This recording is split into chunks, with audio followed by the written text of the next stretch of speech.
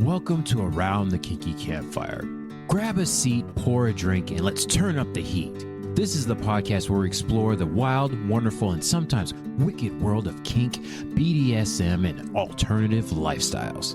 Whether you're a seasoned player, a curious newbie, or just here for the stories, we've got something for you.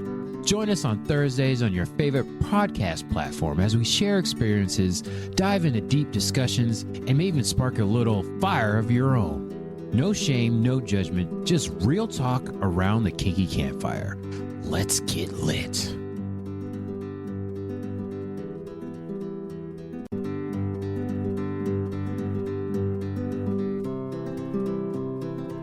Welcome back, everybody, to another episode of Around the Kinky Campfire. This is H.H. Julius without his glasses.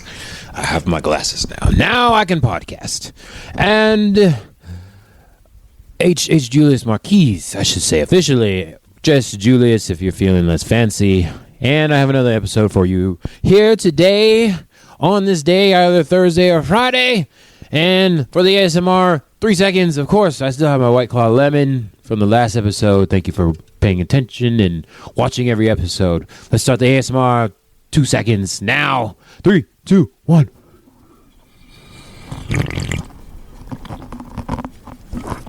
Oh, God. Yep, that's tasty. Oh, we did it. We did it. We're off the lemon. And then we have the watermelon? Watermelon White Claw. Let's go. You got bonus time because that one was fresh and still had some carbonation in it. That's White Claw, not sponsored. We will whore ourselves out here. Julius will whore himself out for the sponsorships if they ever come. But right now, not sponsored. But White Claw is delicious when it has carbonation and you want something refreshing with a little bit of alcohol in there. So then you got a break from your regular life. Sure. Grab you a White Claw, 100 calories, gluten-free, 5% alcohol with carbonation. Hopefully, that's what you have. Okay, that's it for the ad read. Right now, this topic here on this day of our Lord, is going to be a Reddit Q&A. So I grabbed some random topics from Reddit. Random now, and then I'll go down and eventually just have specific episodes. I just felt like being random because I realized I haven't done one of these in a while. I think Reddit Q&A, and I want there's always some juicy questions on Reddit. As you know, Julius likes the Reddits. Big fan of the Reddits and these questions. So I specifically didn't look at the answers. I just went with the questions to see what caught my eye, and I tried to pick some that you see so often. And you read so often on the Reddit, I'm like, you know what? Let me just answer these questions, and we'll have them stop forever and ever and every time. Nobody will ever post a question like this ever on Reddit again. I almost made it through that little speech there. Didn't work. We're still going to see these questions over and over again because nobody searches on the Reddit. Nobody knows how to search, apparently. Just know how to post. Again, disclaimer. Stop posting on Reddit. If you're about to go talk, you need to talk to your partner or something. Go talk to them first and then get critiques on Reddit. People, what the fuck? Okay. Try not to cuss before the first 5 minutes just for YouTube stuff. But we're not sponsored or monetized, so why do we care right now? But put a pin on that for the future. Okay. First Q&A question scenario. I copied over the whole entire thing. And I'll try to remember... to put the links as I do with every episode. When I have a topic that has something related to it, I put the stuff in the description. Totally. Okay, got to remember to do that. First question. I feel like I'm wrong for not being able to be in an ENM relationship. Just say non-monogamous. We're not doing ethical anymore. That's stupid. Okay. Now, I've been dating this girl for 4 months. It's the first time in 3 years and feel romantic, intellectual, and sexual connection. She feels the same, but she'll always be open relationships. It's not negotiable for her. I get it. I respect her desires. I do understand why she likes it and appreciate the honesty. I can't feel the same in that kind of relationship. Doesn't work out for me. When I have feelings for someone, I want to have sex exclusivity with them. You're not the only one, buddy. A lot of people feel the same way. And I'm assuming gender, well, I'm just going gender neutral because why does it matter? Doesn't matter here around the Kinky Campfire campsters. When I have feelings for someone exclusive, the more in love, the more I want to make love to you. I don't see why those cannot be happening at the same time. I make love all the time. I don't fuck my partners. I make love to them. Even though we're not exclusive. Totally a thing. No romantic or sexual interest toward anyone else. In the end, I would like the person I'm with to feel the same way. Can't control somebody else's actions or reactions, bud. That's just not how it works. You can be true to yourself and see if you find somebody that feels the same way or does the same thing you want in a relationship. It's too bad.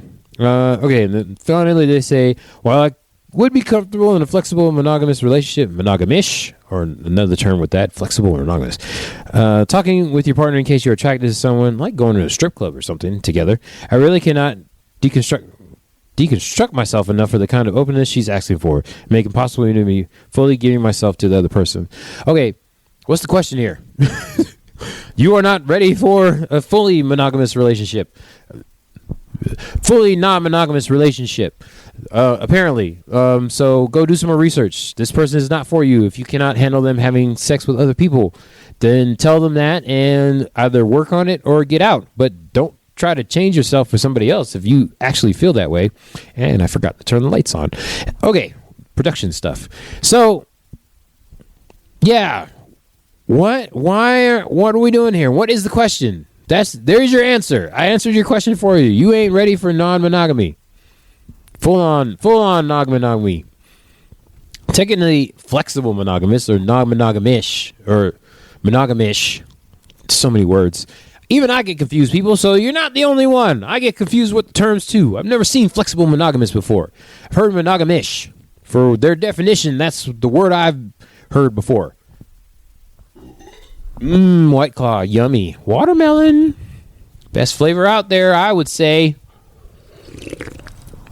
Even though I'm not sponsored by them, that'd be my best flavor of White Claw. 2 grams, sugars, 100 calories.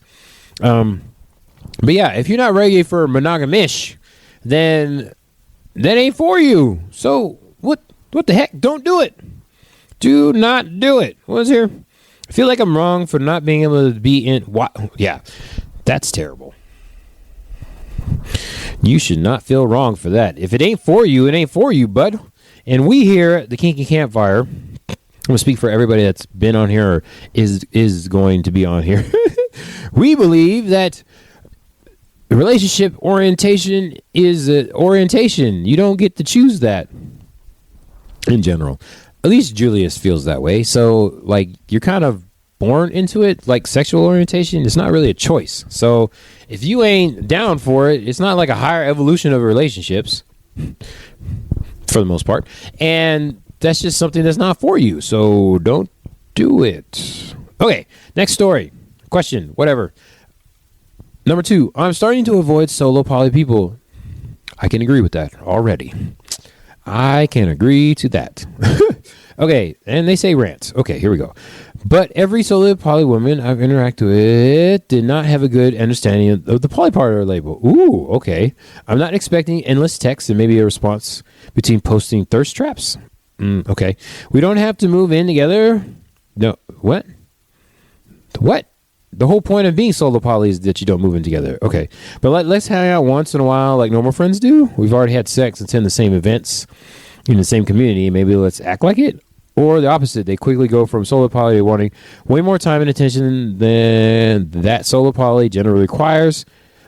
What does that mean? I've been solo poly for years, and what is general requires? Attention. At this point, I realize that they aren't solo poly, they're single, and they think those two terms are interchangeable. They are not. Solo poly and single mean two different things. You are correct. A lot of people have been using the word solo poly. They don't know what the fuck it means. So, 310 is a solo poly. In general, most definitions see it this way. Not wanting nesting partners or shared finances. No kids. I think I said, yeah, this is the 3. I put 2 up and that's the 3. No cohabitation. Let's just say that. No cohabitation in the same abode. no sharing of finances, and no kids. No marriage. I guess that's 3 or 4, whatever. Who's counting? Anyways, those are the tenets usually of solo polyamory. And did I say marriage? No marriage. Did I say that? No, I don't think I said it. So 5, whatever it is. No marriage, no shared finances, no cohabitation, no kids, no co-parenting. I think it's co-parenting. Anyways, those are the things of solo poly. But a lot of the people and all the stupid memes and shit have taken over the word solo poly, especially just like single people or solo people, incels, whatever you want to call them, talking about solo poly and the fuck it means. So you're just dating. That's all you're doing. You're dating people. You're shopping around. That's not solo poly. You have to have those tenets in mind. You don't want to share anything with anybody else. You're a selfish asshole. That tastes so much better when there's carbonation. Lovely White Claw. Anyways, I'm going to dig in my nose there. Itches. The point is, people are, yes, to this person, that is a rant. They are using single and solo poly, interchanging when it's 2 separate things. First of all. Second of all, I don't know what this general attention that solo poly has. What the fuck? Negotiate that shit with everybody. That's why I lean more towards relationship anarchy instead of solo poly, because I don't have hard opinions about the tenets of solo poly. It's like I don't plan on getting married. I don't plan on having kids, but you never know. But guess what? I will always have a relationship with myself and negotiate with myself what my needs and wants are before I go start spreading it to anybody else. Tell you that right now. Okay? So that's why I lean towards more relationship anarchy rather than solo polyamory, because I don't know, just the solo poly Facebook and just the way they put the rules on there just sounded very gross to me. So I'll say I'm solo poly-ish. I don't plan on it, but I'm not against it. Just wild. Anyways, that's my judgment as a solo poly person in the past. But you do you. Ooh, excuse me. And no kink or relationship shaming here, but I don't know how you can predict the future. So if anything else, I'm anti-psychic. How about that? We'll see what happens is what I say. Let's take one day at a time. I don't know about the future. We'll, still medically virile until I get that vasectomy, which should happen before the turn of the century. I mean, I'll probably be dead before the turn of the next century. I should say the turn of the decade. Let's say turn of the decade. I got 4 years left, so we'll see how it goes. But anyways, yeah, I can't predict the future, so I'm anti-psychic, not anti-solo poly. Let's put it that way. But this person's rant is valid. Valid rant. If anybody cared about that. Come on now. Stupid phone, just doing all kinds of stuff. You love Google Docs, but sometimes that shit just fucks up. Okay. Story, question, Reddit post. We'll say that. Reddit post number 3. Ooh, once again, Julius is not going to get to all of the notes. Okay, Reddit post number 3. This one really caught my eye. Sharing with Meta. Oh, God, this is not a tricky place. All right, so I have a long-term partner that is seeing someone new. First time either one of us has done this. Oh, yay, fun. Ugh, God, that's why you come here to Around the Kiki Campfire. When you're new to different types of alternative relationships and lifestyles, you come here for your answers. Didn't say it was the right answer, but it is an answer. Okay. They've been involved for 4 months. Oh, yeah. Quite intense with a lot of feelings. Already feeling the core memories coming up when old Julius was starting out, and multiple partners, and how many fuck-ups I've done. That's why I started a podcast. Ugh. Okay. They've been involved. You know what? I will show gratitude for myself so y'all can see I am thankful for my past self for what I am today. Does that sound believable? I hope so. Okay, they've been involved for 4 months. Intense. We live in a small town. Yeah. Work together. They work together. Oh, no. And there's overlap in our social networks. Oh, I see them a bunch too. Oh, God. Ooh, garden party. Enforced garden party. Oh, God. With your coworker. Let's just pause right there. Why you shitting where you sleep, buddy? Don't do that. My Meta and I are friendly and say hi, but we don't hang out really. Okay, totally valid.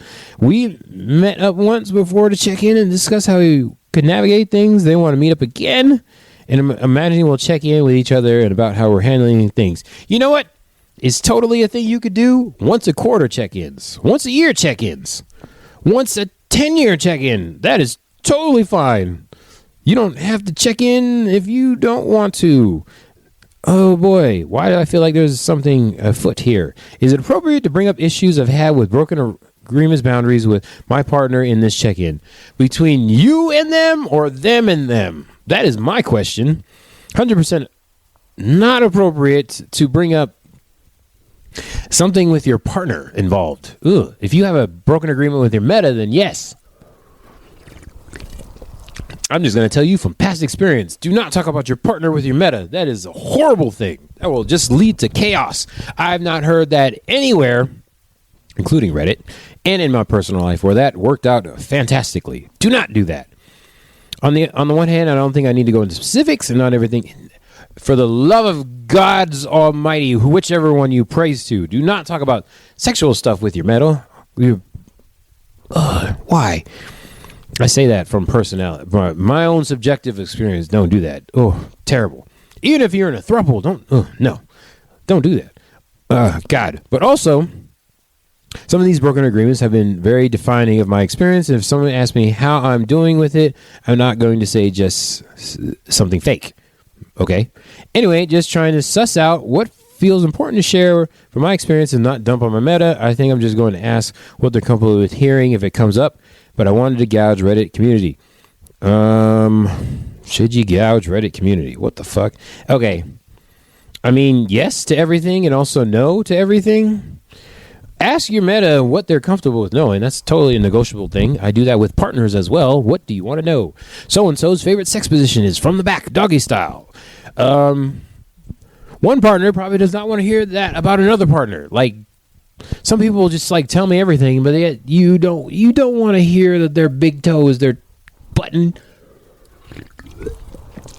That's how I get them wet and juicy. I suck on that big toe with that ingrown toenail, and they love it. Like, who wants to know that? Nobody. Why would you want to know that shit? Fucking crazy. Okay, so I only got to 3 stories. So what the fuck, phone? Okay, so I will put those in the description. I'll try to remind myself now, because I did not have enough time. I will come back to this because there's one that is tenets of polyamory for the newbies in the polyamory subreddit. So I would definitely want to talk about that at some point, but I don't have enough time now because I ran out of time. But yeah, communication. First of all, you should have a negotiation about information sharing with your partner before you start including other people. And this fool is dating somebody from their job. I know people have found spouses in marriage through job circumstances or even friend circumstances. That's a common thing. But yeah, when you're talking about non-monogamy and you're doing stuff at work too, like, I wouldn't do it if I was monogamous. Wouldn't be dating somebody at my job unless one of us is leaving at some point. Definitely not if we're both going to be staying there for a while. That's absolute ridiculousness. And number 2, if you add non-monogamy on top of that, and in a small town, you're shitting where you sleep. That shit's crazy. But I guess you have less choices in a small town. Being in a bigger city gives it its advantages, especially if it's like a transient town where tourists and shit are here, because people just rotating in and out all willy-nilly. And being in the south is like all the northern people are trying to get away from the cold, which that makes total sense. And then some people are leaving to go to the cold like a bunch of idiots. And it's totally a thing that could happen. So yeah, that convenient thing is, but God, small, you doing all that shit. And then 100% negotiate with your partner. You should have the conversation with your partner what information they want to share before you even talk to your meta. Go start with that first and then talk to your meta about what they want to share and all that stuff. But per Julius's advice, don't talk about your partner with your meta. Just don't, because then it becomes a gossiping session and you realize you're both sleeping with the same person. It's like if they have a thing that you don't like sexually, and then you talk to your meta about it, and then they like that. It's like fucking awkward conversation up to 9,000 on that point. Like, it's horrible. Don't do it. As somebody that's been in a throuple and had their partners meet each other, and I was there for some of it, and sometimes I wasn't. It's like information sharing sucks. Yeah, and especially if you are Ooh, dating the same people. Just trust me. In a throuple, especially in that situation, that's like the high level right there because everybody's dating everybody. Do not share grievances about your partner because that's also your partner's partner and your partner. Oh God. Watermelon White Claw, tasty. 0 grams of protein. Okay. Not a protein supplement. All right. Final thoughts on all this. Reddit is still great for getting questions and answers, even though the questions are the same fucking ones a lot of the times or half the times. Still, I will say, same questions, different answers though. Unless it's somebody that just peruses Reddit all the time, I see the same screen name come up and see similar answers on some of these questions, even though it's the same question. They just kind of copy and paste an answer, and it's like, all right. And you guys didn't get to the article that I was going to read next, where somebody was just like the overall basics of polyamory for the newbies. That I feel like that one should be pinned at the top of Reddit. Maybe I'll get to that one someday. Foreshadowing. Part 2 at some point. Okay. But that's all for now. Enjoy talking with y'all and ranting with y'all, and thank you for all the campsters that listen to all this. Please go on the socials and the emails and ask me questions. I will keep answering the questions on Reddit, even though I don't know if you guys like that or not, but I enjoy it because they have some good questions. Once again, I always be a Redditor for all the different things that I do, just basically research for my own purposes and for episodes and classes. I will continue to use Reddit because it's a great resource. Okay, that's all for now. If you want to hear Julius rant some more, make sure you listen Thursdays around noon Eastern and watch on Fridays around noon Eastern on the YouTubes. That's all for now. This is Around the Kinky Campfire. I am Julius Marquise, H.H. Julius Marquise, because I am fancy, and I'll catch you next time. Hello. That's a wrap for this episode of the Around the Kinky Campfire podcast. We love having you by the fire, and we love to hear from you. Got a kinky question, a steamy story, or a topic you want us to cover?